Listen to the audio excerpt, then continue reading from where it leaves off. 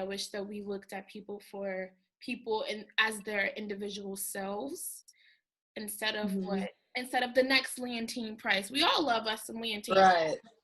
Right. But ain't nobody trying to be Leontine Price. No, we're trying to be Jessica and Malika. Hey guys, welcome back to my channel. Welcome to another Diva Happy Hour. Today is a little different, as you can tell. It looks a little different. The lighting is different. That's because we're on Zoom. Yeah. We have a special guest today, and I'm going to introduce you to her very soon. Today we're talking Black girl magic, basically, in the opera world. So I hope you enjoy this video. I hope we have some interesting answers for you today. All right, let's get into it. So today, as you can see, we have a special guest. Her name is Jessica McKenzie. Give her an applause. Hi. Jessica is one of my dearest friends, and she's also a fellow soprano. She also has a YouTube channel of her own, and I'm gonna go ahead and link it in the description. So Jessica, tell us a little bit about yourself. Hi, Malika. First off, I miss you. I can't believe you're so far away. About me, let's see. I grew up in the church, listening to gospel and R&B. I literally didn't even know what the word opera was as a kid. Had never heard of classical music, nothing. It was a huge surprise to me when, 14 years later, I come out with a master's degree in opera. I love adventure. I love all things nature. I love eating plant-based. I love spreading positivity. I love opera music, as wild as that sounds when you know where I come from. So yeah, that's kind of me very simplistically. Yes, so today we are gonna basically talk Black girl magic in opera. But before we get into that, let's talk about our drinks. First of all, I hope you have a drink. Everybody. I got one, girl. I know Jessica has one, but everybody better have a drink. I am drinking, I think it's a red blend because it doesn't say the type of red wine. It's a little on the sweeter side. I've got me a, what is this? I think this is a Petite Syrah. My favorite. Okay, so I'm just gonna ask a few questions and Jessica and I are gonna answer them. Simple. And then at the end of the questions, we're gonna do, Jessica is gonna answer a round of would you rather. Oh my God, Malika. It's gonna be great. You're gonna love it. So our first question is, what do you think is the best part about being a young Black soprano? The best part about being a young Black soprano is that being a young Black soprano. I wish that I was able to maybe see someone who looked somewhat like me in the media, on stage, doing this kind of work, because maybe I would have heard about it, or maybe it would have been more pronounced in my family. It's nice to kind of dive into a world that doesn't really exist, at least in my world, to really dive into it and then be an inspiration to someone else who looks like me. I love that. Yeah. I feel the same way. For me, I think the best part is, there are a few parts. One, I just feel like we have unique stories to tell just as Black people. And I just love that about being a Black singer in general. Two, kind of what you were saying, like, it's not the best part that we didn't see ourselves in this art form growing up, but it is kind of nice to do something different than what I grew up around, just because, I'm opening not only my eyes, but everyone else's eyes around me. So that's so cool. Yeah. Okay, what do you think is the most challenging part about being a young Black soprano? That's an interesting question. I think me being so oblivious to classical music and the operatic world, I really came into this field of music very blindly. I think just because I was such an amateur in this world, everything I was learning is where all of my focus was. Now that I'm able to say, okay, I know I belong in this art form, my mind is able to then think of other things outside of proving to myself that I'm worth being here. And that being said, I've been more acute to hearing and seeing a lot of the negative, sadly, side effects, I guess you could say, of being an African American soprano. So I think those are the challenges, is just kind of, for me, being so aware of it, so much so because I was so blinded by it beforehand when I was new. It kind of just hit me like a pound of rocks. I feel I'm such a genuine person. I would never want to make someone else feel uncomfortable or out of place or less than.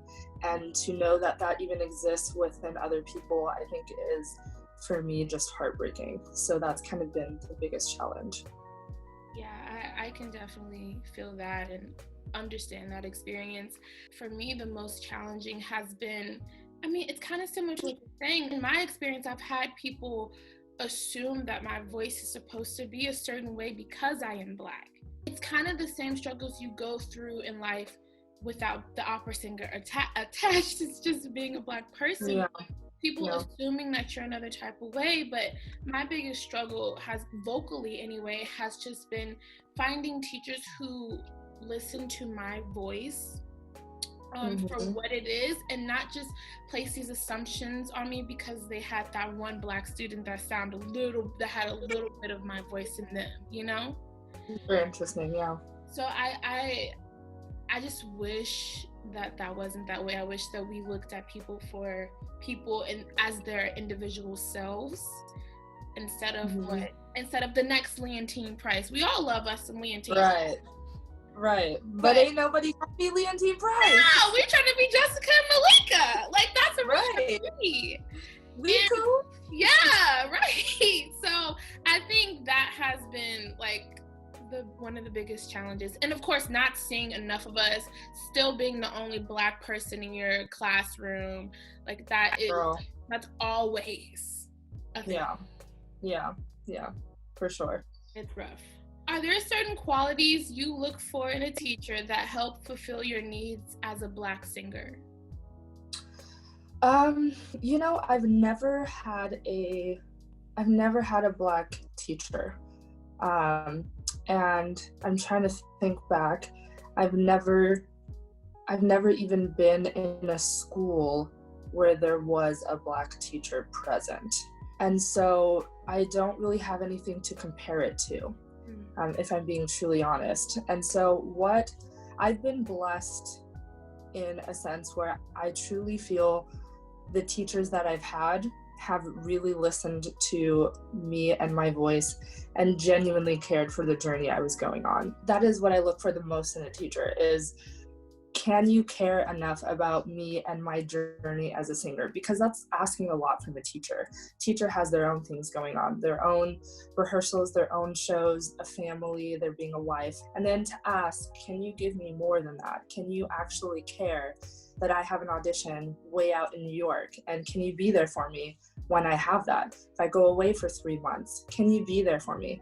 And so I think for me, that is the ultimate goal, because what I've really learned a lot throughout this journey is I am as good of a teacher as I think I will find from someone else, knowing my own voice.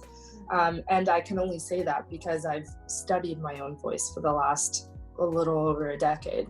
And of course, you can talk about technique and how certain phrases should be said. That aside, I'm just talking about the actual sound of my voice. I think that from now on, the teachers that I come across, I'm looking for someone who is willing to shape me as a whole. I feel like I've broken through that really rough part of what is technique. I feel like I've broken through that. You and we both know how to sing, really. It's our own insecurities that kind of down. I'm looking for that teacher who can say, you know what you're doing, but I'm here to encourage you, and even be a little bit nitpicky about the things maybe you wouldn't have noticed within the text or the aria or your character.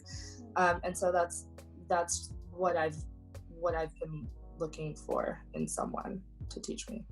That's beautiful. I've had a Black teacher before, but she wasn't actually a Black teacher on staff.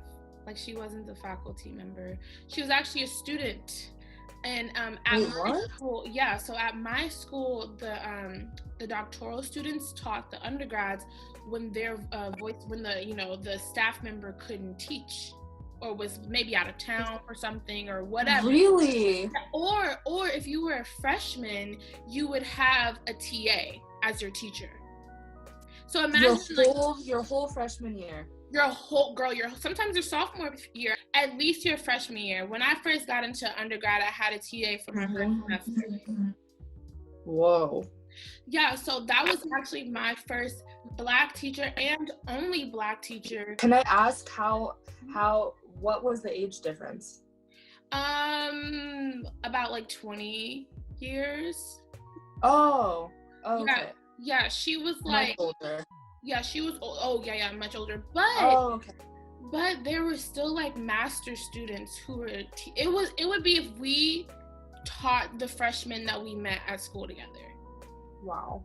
Yeah. It was like required for their what do you like fellowship for their stuff. Yeah. It was required. So and it was odd how I just came upon a Black teacher, and I feel like working with her has really taught me a lot. One of the main qualities I look for in a teacher, no matter the race, I need them to be listening to my voice. I need them to not try to strip color away. Just I need them to kind of just know how to handle my voice. And it's not that I think my voice is some like, extraordinary thing that needs. Girl, it is. Don't stop down. Stop. But I feel like if people, took the time to learn Black voices, they are a little different. It is.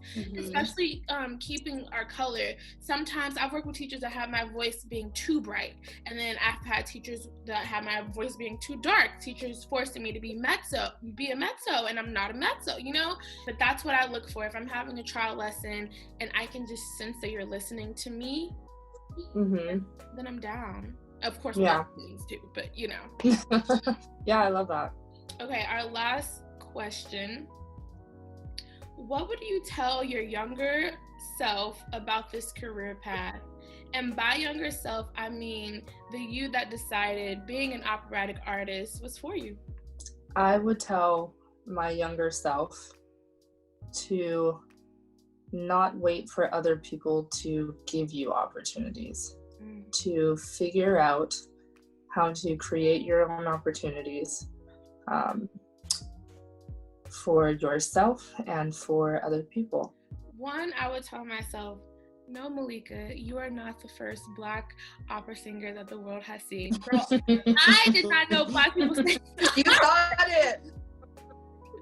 I had no idea. I was like, wow, like I would be the first one. Okay, I would hug myself and tell myself that it is okay that you want to sing opera and that you are a Black girl. I wish that I was more confident in my decision to sing opera music, and I wish I didn't worry about what others thought about it. It just is what it is. But you have to grow into that. But for sure, yeah. This is what I wish. Yeah. Okay, now that was good. Fun part. We just have a few would you rather questions. Would you rather trip and fall every time you entered the stage, or forget the words to your only aria in the show you were doing? And both of these scenarios are during the actual performances, and both are at an A-level opera house. Dang, you might as well just throw in, and it's your debut. What the heck? Oh my god. Oh, it's a good one. Okay, you said trip and fall at every entrance or one entrance? Every entrance. Every. Malika! You couldn't say one? Okay, or forget the words of your only aria. Like this is the only time you're on stage, but this is your only like Laudetta, she has one aria. Okay. I think I would rather forget the words of the only aria. Because I would fake it till I make it on that. You can't keep faking a fall. But you could fake, oh, I forgot the words, but you could still sound pretty and you can still look convincing without the words. So I would have to fall back on that. Would you rather lose your ability to sing high notes or lose your ability to sing legato? Oh. Well, I mean, I can't really sing super high. Like, don't give me anything above a D. And so when I say high note, I'm acting like I'm not a soprano. But when I say high note, I mean a G. I mean anything above the staff. So like a G. Like your high note is an F sharp. You could. No rules. I think I would. I think I would give up my high notes and hope that they came in another day. That I could work towards getting them back. I don't know, that's really hard. Well, I guess if you had high notes but you couldn't sing legato, that might be easier to fix. Like learning how to sing legato might be easier to fix than learning how to extend your range. I don't know. Wait, what would you pick? Well, I don't know. I was just only thinking of this for you. You literally could not sing anything if you couldn't sing legato. Name one composer. Honestly, I have trouble singing legato anyway, so I'd probably just lose that ability. I just sing coloratura. I mean, but you still have to sing legato when you sing coloratura. You're basically just saying, would you give up being a singer or would you give up being a singer? I'd probably give up high notes and just go into being a dramatic contralto. Contralto! You could be a contralto. I'd make myself a contralto. Wait, how low can you go though? Not that low, but I'll pretend like I would stretch. Like if I just couldn't hit those notes, we would be stretching. I would take some hormones. We would be going down. Girl, no! Because this career has to happen somehow. Would you rather only sing in English for the rest of your life or sing only high coloratura roles for the rest of your life? If you choose only to sing in English, that cuts off so many opportunities. I know. I would be a high coloratura. Whoa! I know. Okay. I would be improvising on the spot though. Oh, that says a high F. I'm going to third down. If that were me, I would pre-record all my performances. You'd have to like befriend every engineer, every sound person back there. Yep, I would pre-record it and I would I hit that one note today. Let's keep it and we'll play it during the show. Okay, well that's it. That's all the questions I have for you. Well, thank you so much for coming on Diva Happy Hour. Cheers. Cheers. I have nothing left, but cheers. Oh my God. And cheers to everyone at home. Happy Thursday. I'm so glad you could join us. And I hope you guys have a beautiful weekend. Don't forget to like, comment, and subscribe. Follow my Instagrams. I'll put them in the description box. And you can go ahead and subscribe to Jessica's channel. Yay! I had so much fun. Me too. All right, guys. Have a great weekend. Bye.